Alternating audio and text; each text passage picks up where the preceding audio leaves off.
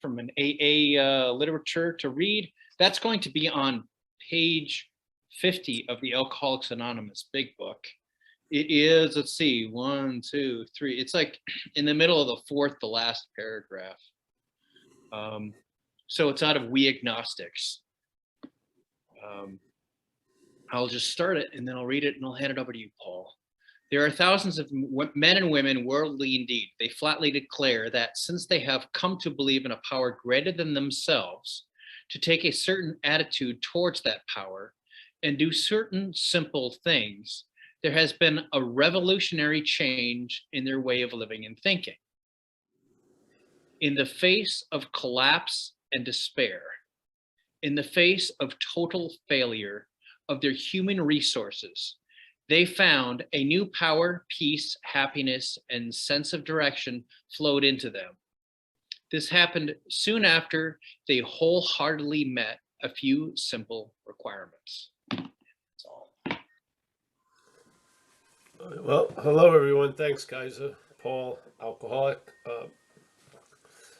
Yeah. So basically, you sincerely take a position. What is that? A certain attitude toward that power, that of deference and surrender, and then this stuff starts to happen. So basically, you as a physicality doesn't change. Maybe you look a little better and stuff like that, but how you are and how you see things does. So something obviously has changed in the regard of what's moving through you. So in AA, I feel like they talk about the two possibilities. There's the trusting the finite self or trusting the infinite. And the trusting the finite self is a good topic to study, because you'll see that a lot of things you feel are simple and clear direction can be captured by the statement self can't get out of self. So you would think that all you would need is to convince the self that it has failed. But you see, if you move towards the trusting the infinite as self, that's just more trusting self. So there's some warnings that you can heed, and sort of like shoes. So you hit a certain point in the journey and there's different shoes laid out. And here's the case. They lay out the idea in our communities of self can't get out of self. So if you have a lot of interest as self about getting out of self, that's more interest in self. Yeah, it's a simple equation. If you get the basic, let's say, algebra of it, you'll see its application in your observing life. Yeah, you'll see maybe that's exactly what you've been doing. And this is what triggers a recognition and moves you into more being established in that condition of relying on something greater than yourself, instead of sincerely taking it basically because the house you've been relying on is on fire. So you finally run out of the house. You don't take the house with you. You run out of the house, and that's the sincerely taking the position of the third step. And now you're established in that position. So now things start to happen where you're in the process of having a new attitude and a new outlook. So basically, what could have an attitude and outlook had one already. Let's call it the old attitude and outlook. And now it's going to be not rehabbed or renovated. There's going to be a completely new attitude and outlook. It's not like we're going to make the old look like the new. No, that's not the way it goes, or at least as it's expressed in the book. You'll have a new attitude and a new outlook. So that which was coming through you as the dominant player, which let's say call it self, had definitely an old attitude and an old outlook. Yeah, I got a lot coming.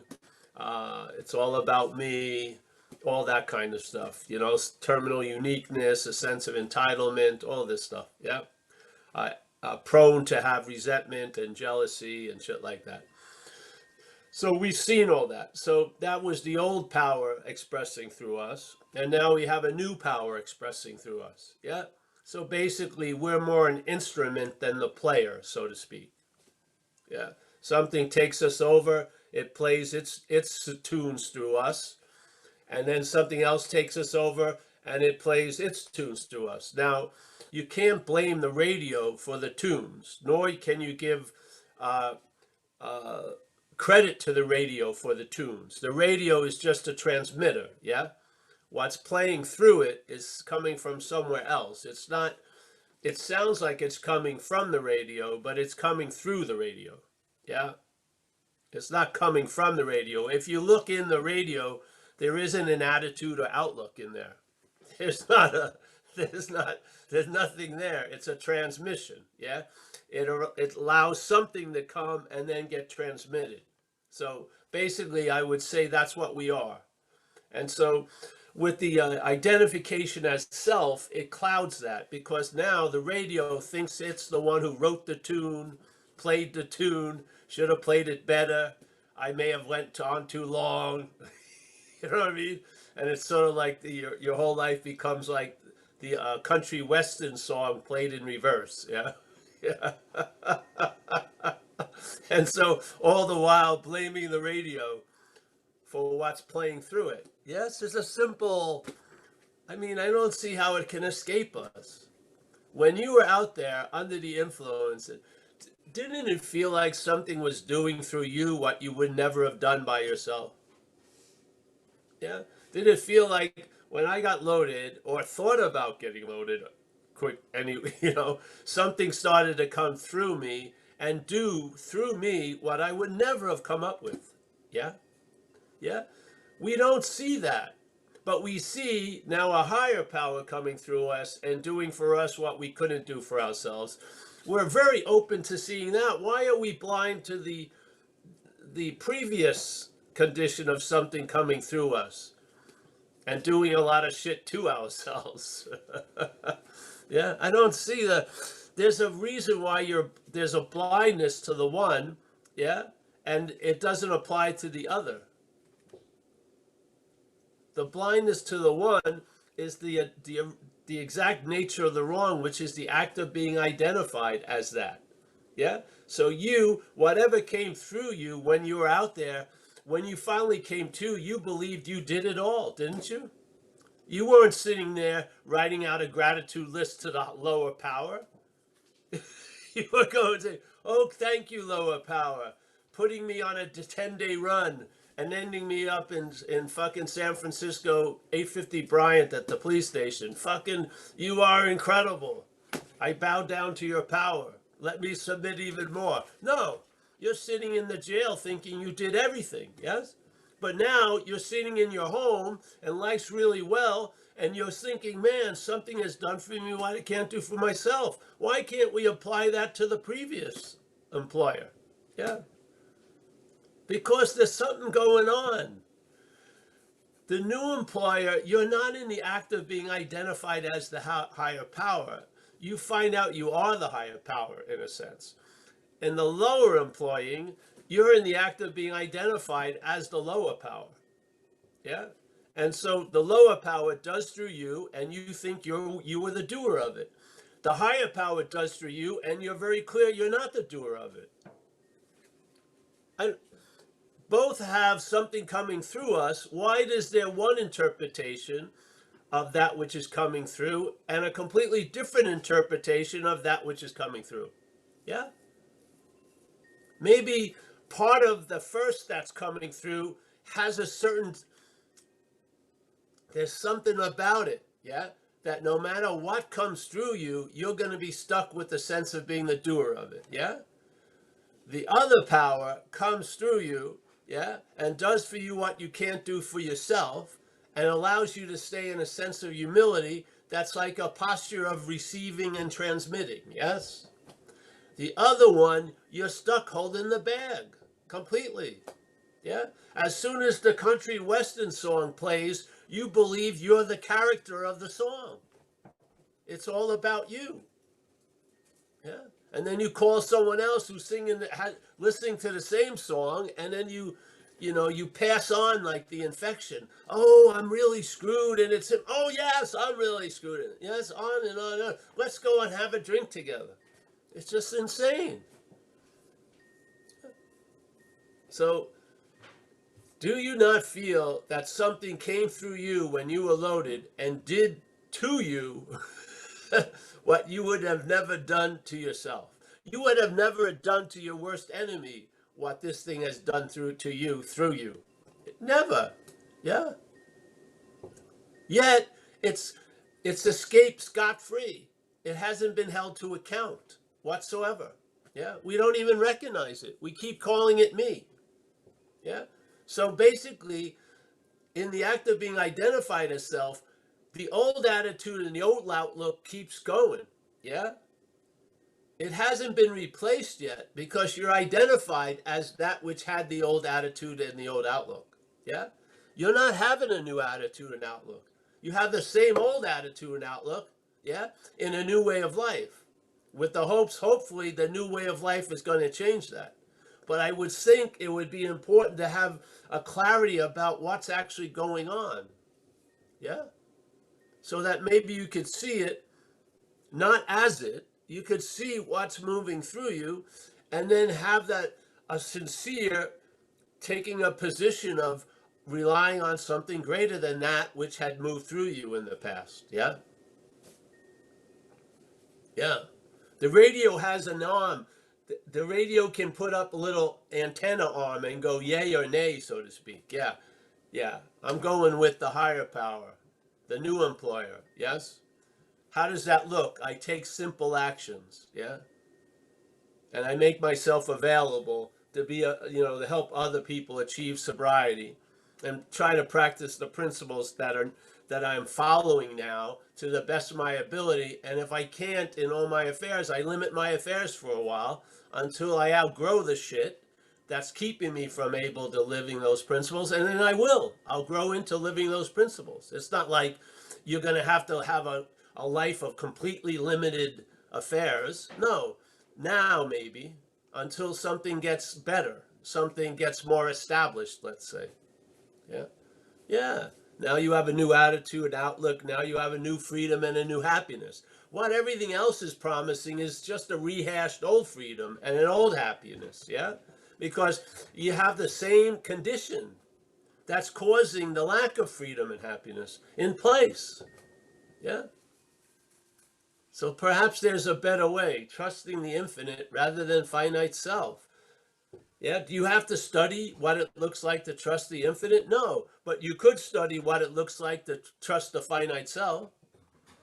Do an inventory, check it out.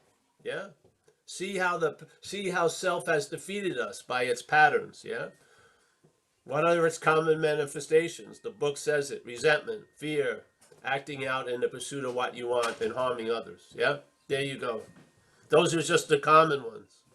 But the common ones will lend you a way of seeing the more subtle ones. Yes? So you start recognizing the phantom in your life by the manifestations.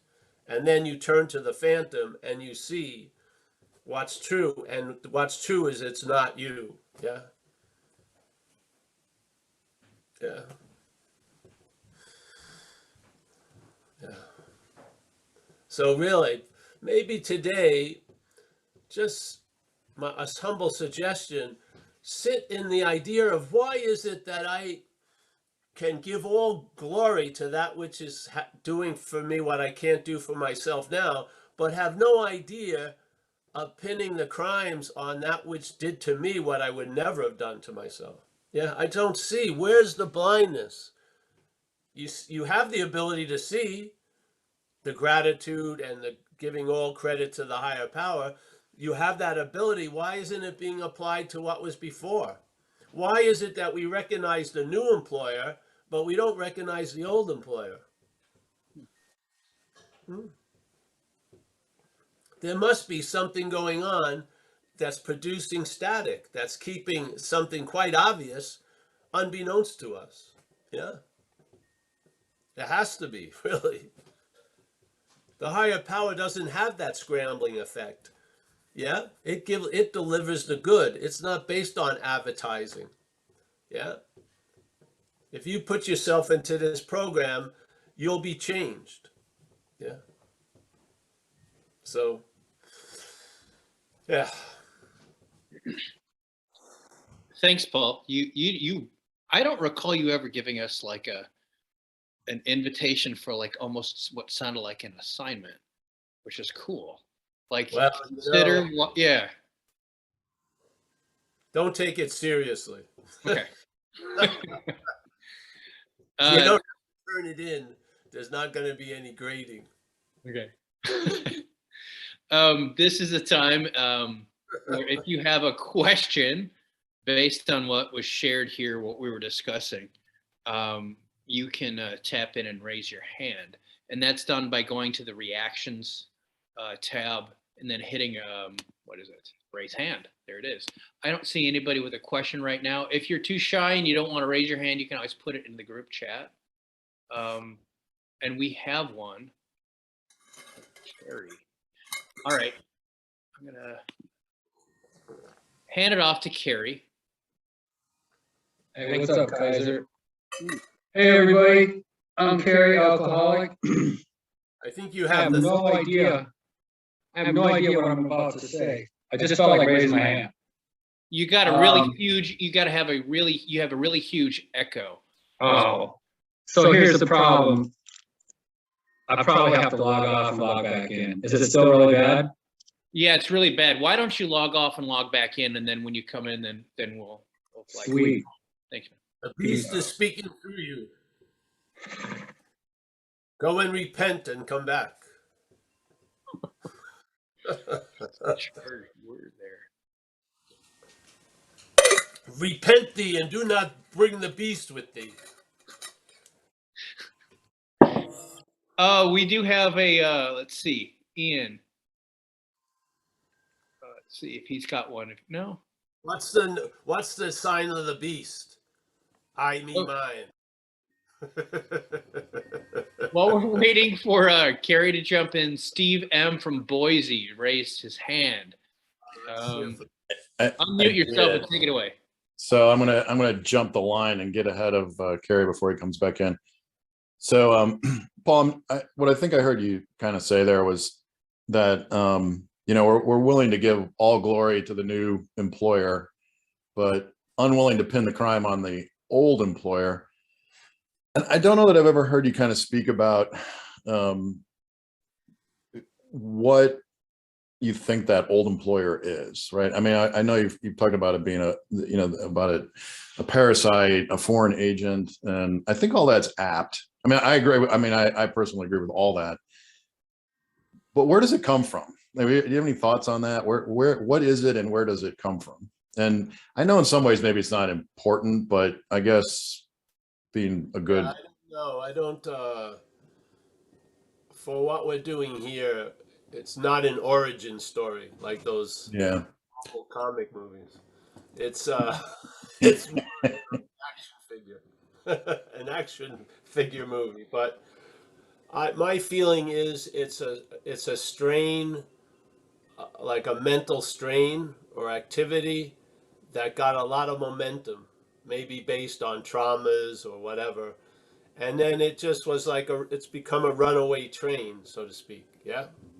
And I think it's obviously, if we're everything and all, it must be seemingly an act coming from us. But as we've talked about before, if something is a part of everything or is part of a whole, yet says it's the whole, then it needs a little bit of isolation, or let's say you have to see it as other, so that it gets it gets downsized and right-sized. Right. A lot of the statements in the book is, we're extremely, extremely self-centered. You can see that it's a strain it's more like, let's say, a strain of a cold that's like a super cold, yeah? So it's, and it needs to be looked at, and it's hard to look at it as you when it's saying it's all of you. So you need to see it. For me, the real trick that worked is I saw it as other, and as soon as I saw it as other, the possibility of being free from it became available, and it showed me the mistake that I had been living in as trying to be free as it. Yeah, I saw like an illustrated.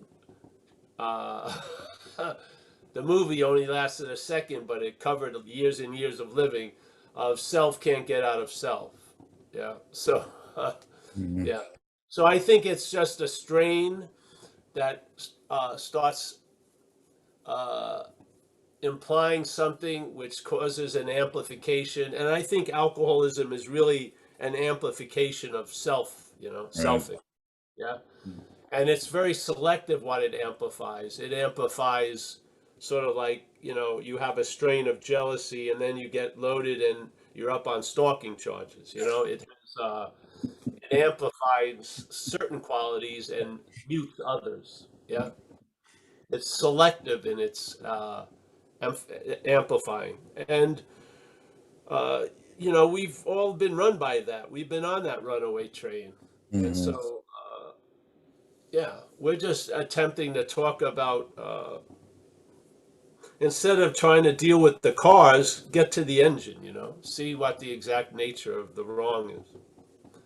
Maybe that will, it will lose some of that runaway speed and, yeah, other new possibilities become available once that slows down. The slowing down could be caught as loss of interest. So we lose interest in self, and then obviously there's a gaining of a lot of interest in a lot of other things. Yeah, yeah. You know what I mean? I do. No, that Sort of helps. like a kid who took all the candy from everybody and won't give it back. Yeah, so we're gonna isolate that kid, tell the truth about it, and then have a redistribution of the candy. Yeah. Mhm. Yeah. Yeah. Yeah. So where it comes from, I would say you could say the mental process. Mhm. What are those? Well, that's the thinking, the interpretation of perception, memories, intellect, reason, uh, which are all biased, obviously, because it's a myopic system. And Bill W.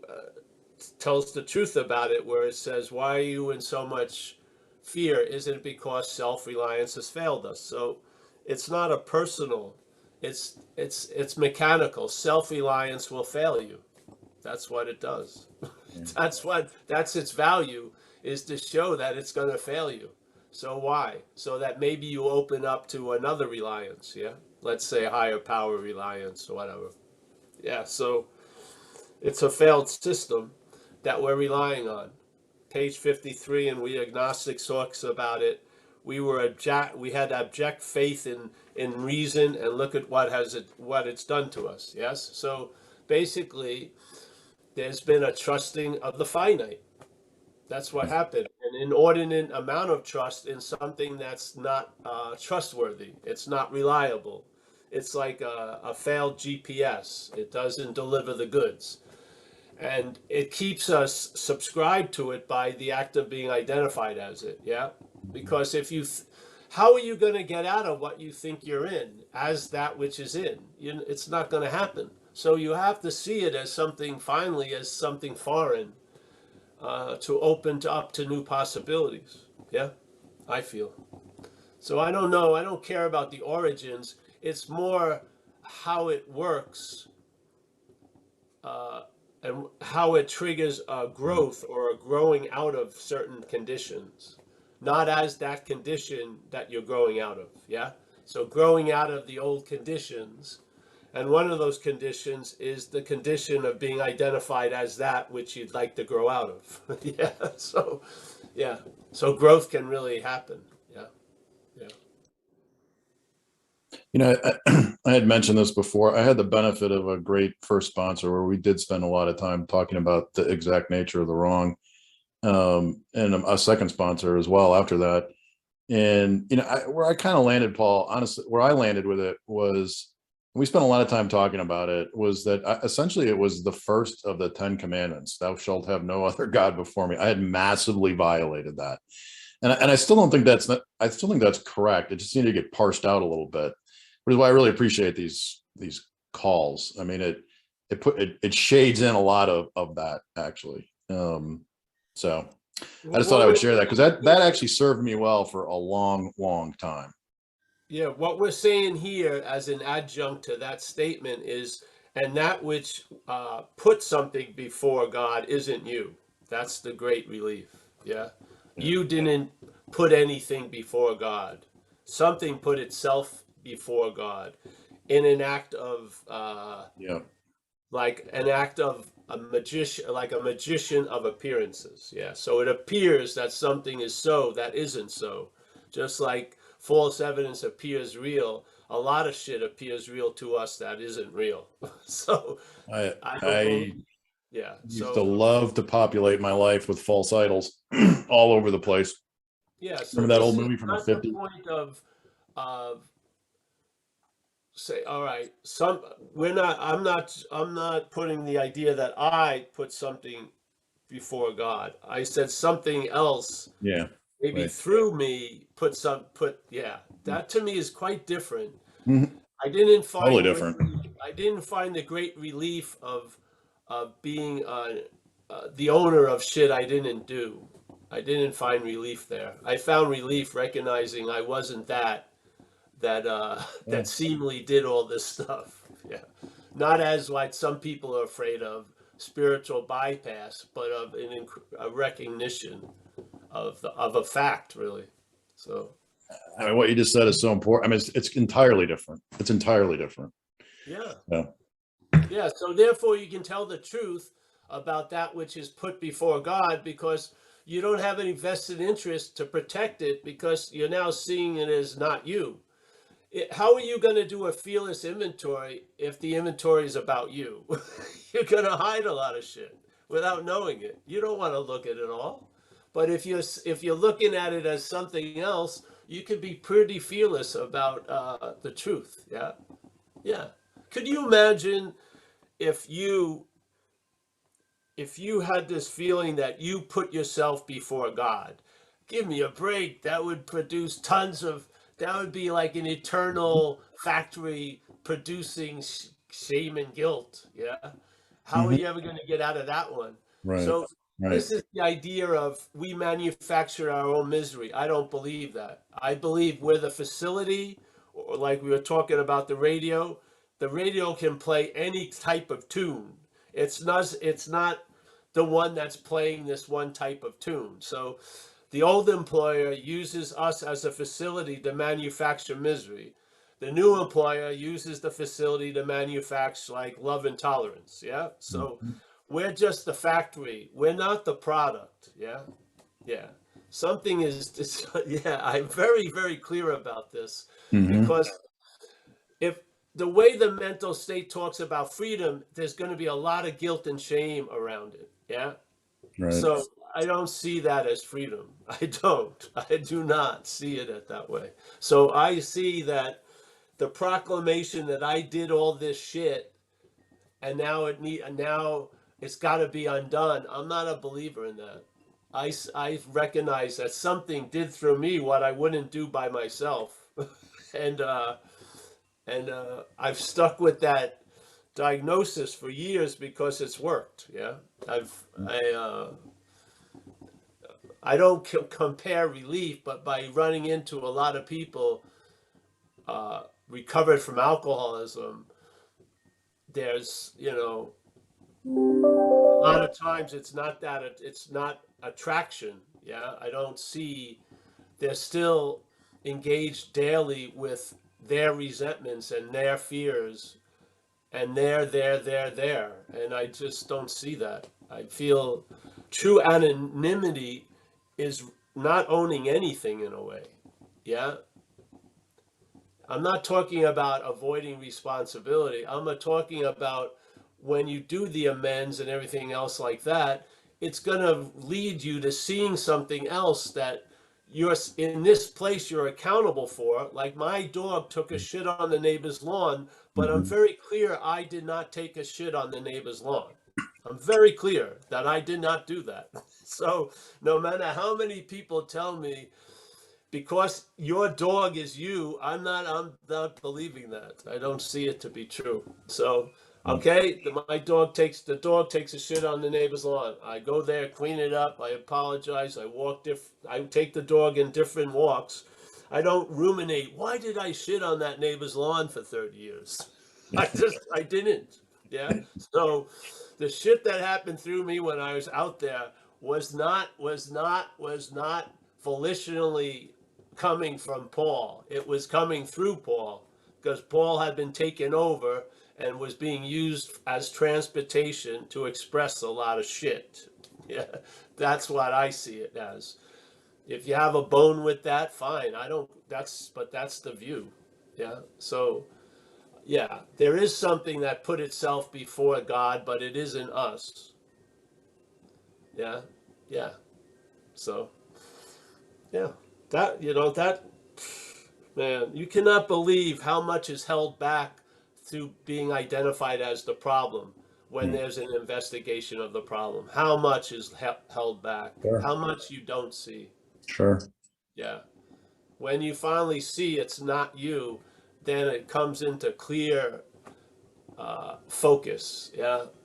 And everything that you notice and recognize from there just verifies the first understanding. It's not you. It verifies it. It's seamless. Yeah. Yeah. So thank you. And Well, yeah. I've said this before, Paul. I'll say it one more time, then I'll go back on mute. But I've been a member of AA now for a quarter century, and I mean, to me, it's like a 1,000-piece puzzle. What you just said, I won't try to synopsize it. That is the missing piece. I mean, that we've got it's like we get so close to the threshold, we walk right up to the door. We just need that one more step, and then but that missing piece is so, God, it's so critical. So Yeah. I appreciate, and I appreciate everything you're doing, and all of us that kind of try to carry this out to the fellowship a little bit. I know I shared that experience one time, the reaction you get when you start trying to share some of these things. It's pretty, talk about the parasite rearing its head. Yes. Yeah. So The thing is, we've already completed the mission. It's out there. Yeah, exactly. Video, audio. Yeah, it's out there. It doesn't, for me, I feel like everyone has the right to hear whatever they want to hear or come into contact with. What they do with it isn't our business, but a lot of things you never hear about. Yeah. The possibilities never even introduced. It's just an assumed this is the way it is. And that way it is may not be the way it is. Yeah. So I'd like to throw in some possibility. And yeah. Yeah, it's like that puzzle analogy. All the pieces are there on the table, and you're going through recovery, you're putting it all together, and it's like that one piece is missing. Where's that piece? It's the center of the puzzle, right? I mean, it's everything else kind of revolves. The one piece is the difference of seeing it as an elephant or a raccoon. Yeah. So it has a huge role in the puzzle, because that one piece clinches the deal. There's a recognition, and it's an aha that gains momentum in time, an aha that leads to a stabilization of that aha, really, because you're onto something.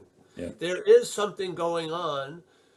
The problem resides in the mind. It's an activity of confusion, bewilderment. It's almost as if something tells you that be afraid, be very afraid. Something or someone wants to put a bag over your head while you have a bag over your head. It's just freaking insane. So, yeah. I'm so afraid of a bag over my head while I have one. Yeah. It's just, yeah. So thanks, bro. Yeah. Well, thank you. Thanks. Thanks a lot, Stephen. I don't see any raised hands or re-raised hands as of yet. I do have a comment Paul, someone who can't actually speak very well, so they asked me to ask a question for them. What did you mean when you used a phrase called spiritual bypass? Could you explain that, what you meant by that, what that is? Well, spiritual bypass is a new thing I've heard. I haven't been in the midst of it. I've just heard it, and it's applied to certain things I'm interested in, like an idea called non-duality, where certain people believe you have to go through a lot of stuff to get somewhere. And when some people hear that the message you're already there, the head will use it as a spiritual bypass, not to go through what people think you need to do to get somewhere that you already are, let's say. Yeah. So I love spiritual bypass, to tell you the truth. I'd love to have more shit bypassed, really. But I think that's the meaning some people put it. So let's say someone, and of course, a lot of people, like it says in part of our book, when you're under this new idea of a power greater than you, you're going to make some absurd claims and actions and stuff. That's part of a growing period. Yeah. So some people will start saying, like let's say in recovery, a spiritual bypass would be you hear that there is no self. So you think, well, if there's no self, there's no one to be an alcoholic. So I'm not going to do the steps. Yeah. So I'm going to bypass all this work and I have this, just an idea, no weight to it, that I'm not a self. And then they get drunk and shit like that happens. Yeah. So, yeah, I think that's what spiritual bypass means. I look at it as a great move. Other people think it's, yeah. You had mentioned something earlier in some of your other talks about where you were living with someone and you were supposed to do the dishes, but you weren't going to do the dishes. You're like, there's no one here to do the dishes. Was that similar to spiritual bypass? Yes, basically. Yeah. So let's say you put a new idea, you get a new idea, and then you start wearing it. Yeah. And, but it doesn't fit. It hasn't landed yet. And so it shows its absurdity, and then hopefully you outgrow that sort of immaturity. Because remember, the head will, whatever it's brought into contact with, and there's a lot of incredible ideas out there, it's going to try to take advantage of. So yeah, that's what it does. So don't be surprised. You just see it, and hey, yeah. Okay. Well, I hope that, Ian, I hope that was helpful and answered your question. I don't see any other raised hands. I'm going to say something, Kaiser. Yeah. This is a potent idea. It can, yeah. If the head claims it, it can fuck things up. Just like it can do with anything. Yeah. And the same message held in a different way will produce a traveling lighter. Yeah. It's not the idea, what carries through the idea. Yeah. So here's a great, incredible idea. The mental state claims it and tries to bypass shit that it thinks it really needs to do.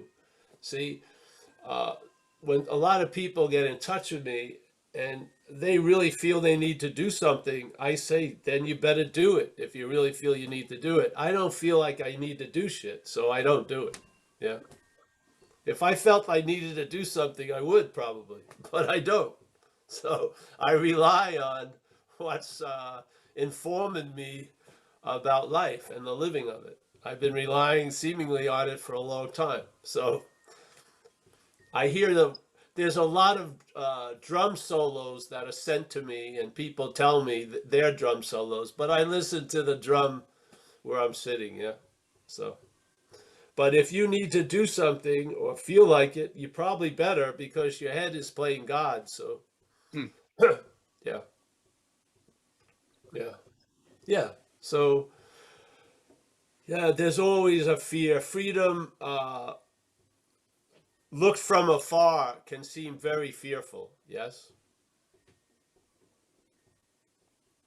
Yeah?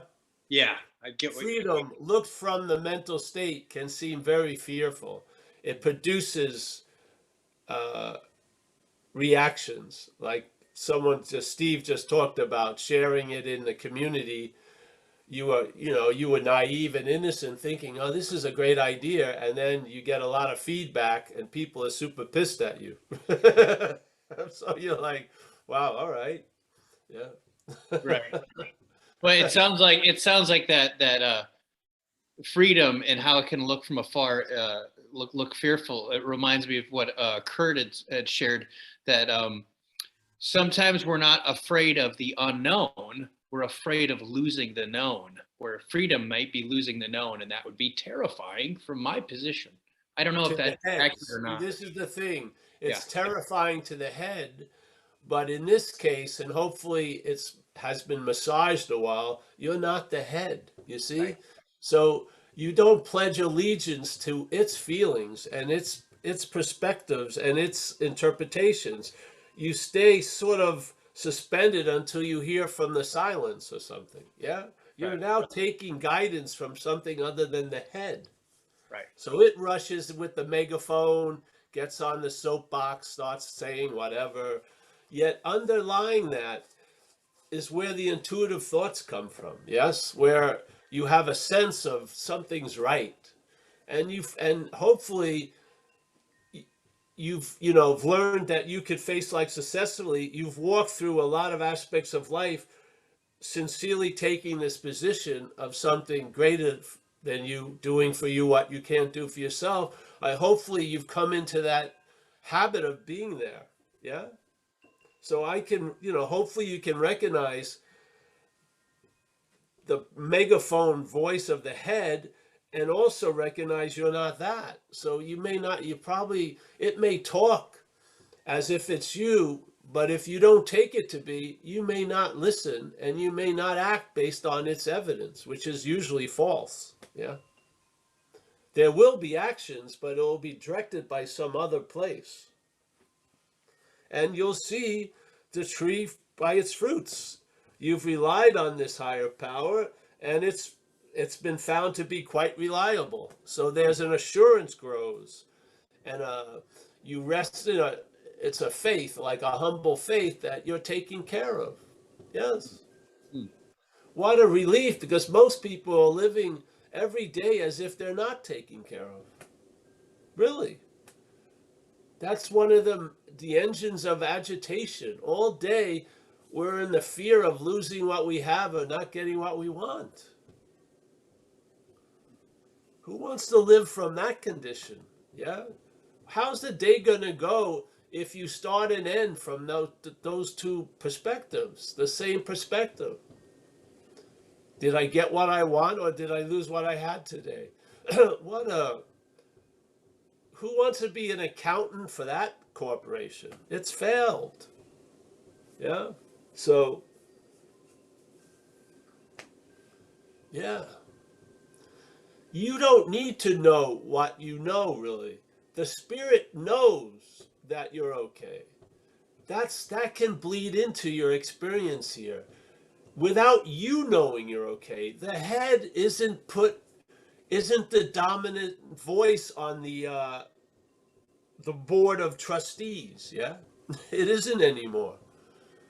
Yeah, it's not brought. Your assurance doesn't come by thought or by chanting something. I'm okay. I'm okay. Is an okayness. It's not spoken. It's felt. Yeah. Yeah.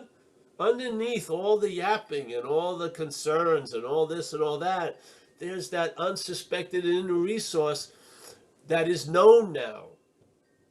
Yeah, it's known. Yeah, it's not known by constantly thinking and talking. It's known by its presence. Yeah, which is always available at all times, right where we are. A presence that doesn't have a capital letter and a period at an end of a statement. It's there. Yeah. It says it in page 63. You'll become conscious of this presence. Yes. Yeah. Instead of immediately becoming conscious of all the thoughts at the expense of that presence, you'll be conscious of the presence while seeing thoughts. Yeah. That the presence and thoughts still there, but in a different ratio. Yeah. The sense of the presence, and I'm conscious of thoughts. Yeah. Instead of completely conscious of thoughts and having an effect of being unconscious of the presence. Yeah. Hmm. Yeah. It's not either or. It's just the horse before the cart. The cart are thoughts. The horse is presence. Yeah. The horse is always before the cart. Presence, then thought. Not thoughts about presence, but presence and then thoughts. Yeah? And all this is overlooked by mistaking thoughts as our thoughts and us. Well, that's the act of being blind Yeah. to presence, really, is by being seen as the thinker of the thoughts. Yeah. Yeah. The thoughts present you as the thinker, but see, having a glove presented and then putting the hand in the glove are two different conditions. Yeah. Yeah. And you can see you're not the glove while in it as the hand. It doesn't need to be. It's nice at first to see it as foreign, all right? And then after a while, the glove's on, but you don't lose your sense of handness because there's a glove on. You don't. It's sort of like a master told me once when I was in India. He said, do you have a house? And I go, do you have a place to live? I go, yeah, back in America. I go, yeah. He says, all right. So when you go to work, do you have to chant that you have a house all the day? No, I'm at work, but I know I have a house. I know, yeah. Going to work doesn't mean I don't have a house. I have a house and I go to work. So there's thoughts and then there's presence. The thoughts don't mean there's no presence. Yeah? Yeah. Yeah. Yeah. So, yeah. So when I'm at work, I'm not like, I got to take a break and remember I have a house. No, I know, K-N-O-W, know I have a house. Yeah. All right. I don't lose that knowledge when I go to work. But I can't see the house right now. But I know I have a house. Yeah. Yeah. This is what a spiritual awakening does. It allows you to know you have a house while you're in a lot of other situations and conditions. Right. The situation and condition that you seem to be in doesn't mean you don't have a house. Yeah. Oh, I'm really up my ass, therefore I'm not spirit. No, you're spirit. You're spirit listening to a head telling you you're seemingly up your ass. That's what you are.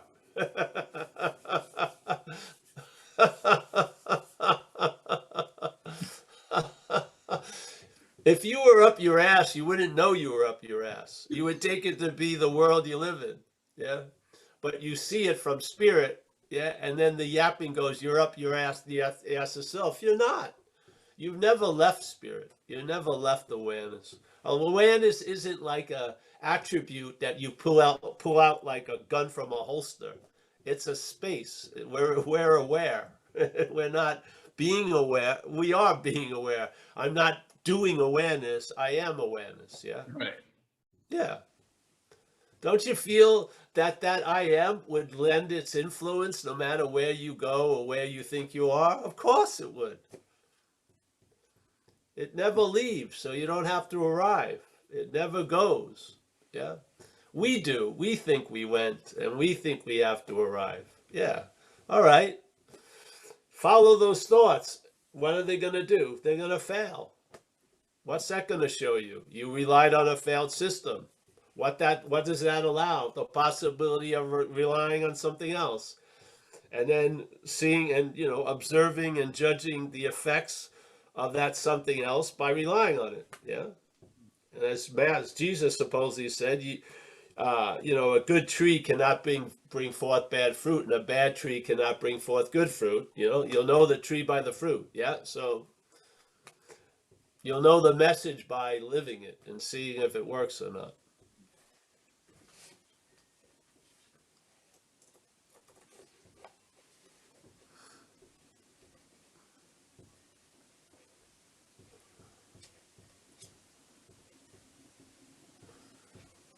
You there, Kaiser?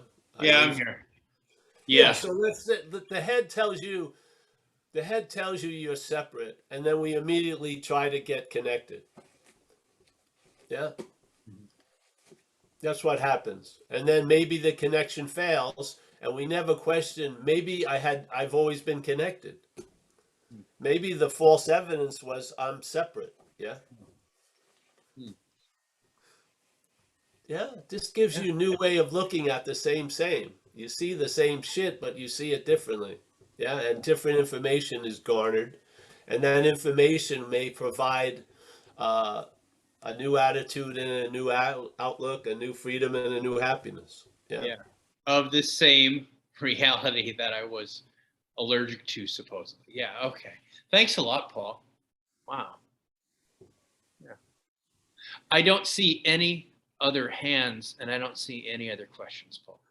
Well, then we'll end, eh? We'll end the day. Yeah. Yeah. Yeah. So, very nice. Yeah. Very nice. Are you gonna have a one of these meetings on Thursday too? Is it gonna happen this Thursday? Yes, sure. Okay.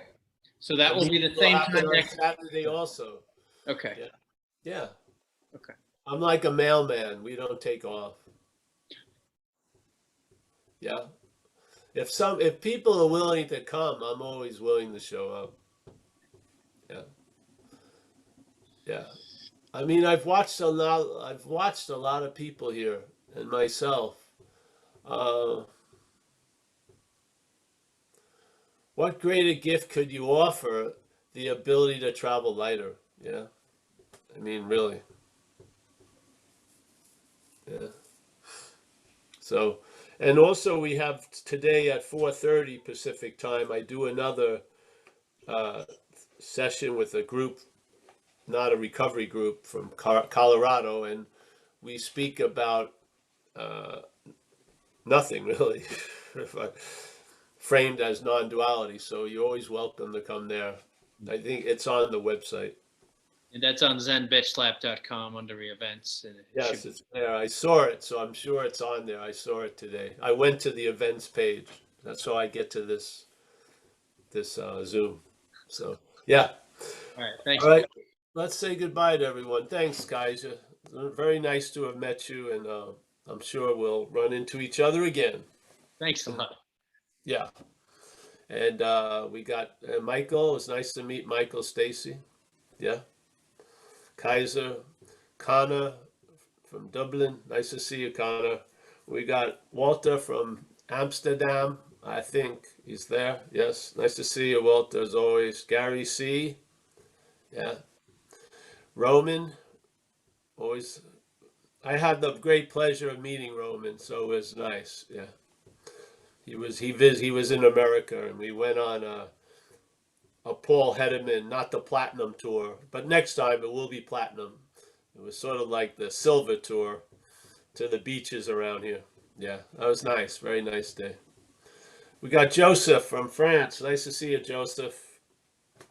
We got Alex from the Hudson Valley. There she is. Fantastic. We got, this is Murderer's Row here. Paul from the UK. Nice to see. Stefan on Having Never Left. Yes. Kristen. Fantastic. Oh, Carl. Nice to see you, Carl from Ireland. We got Ian. Nice to see you, bro.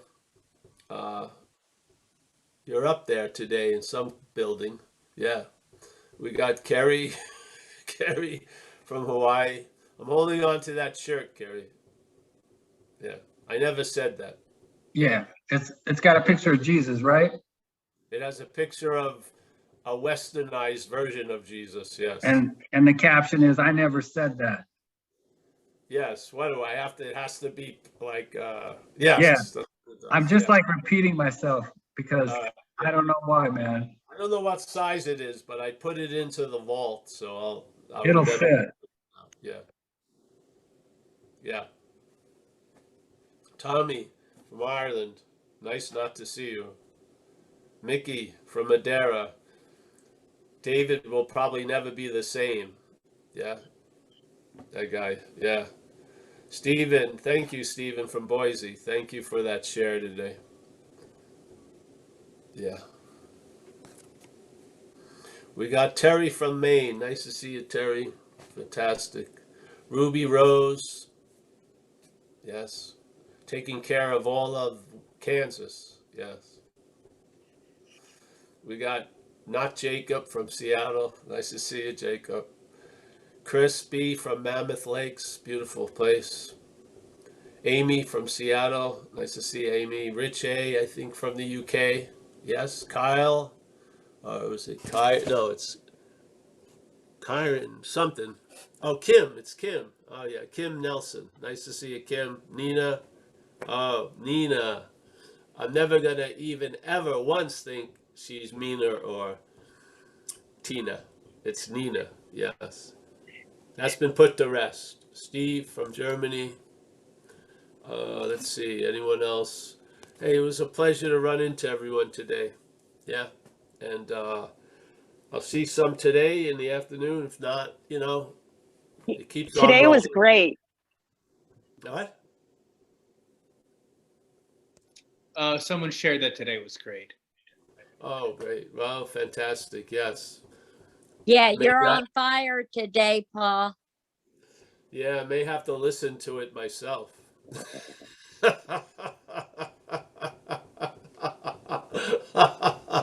Well, it's nice that it's recorded. When we used to do the old talks, that were on CDs, we would put good, great. We just make some judgment on it, so I could remember years later. Great, okay, yeah. Thanks, everyone. Yeah, Thanks it's a a lot. pleasure. Well,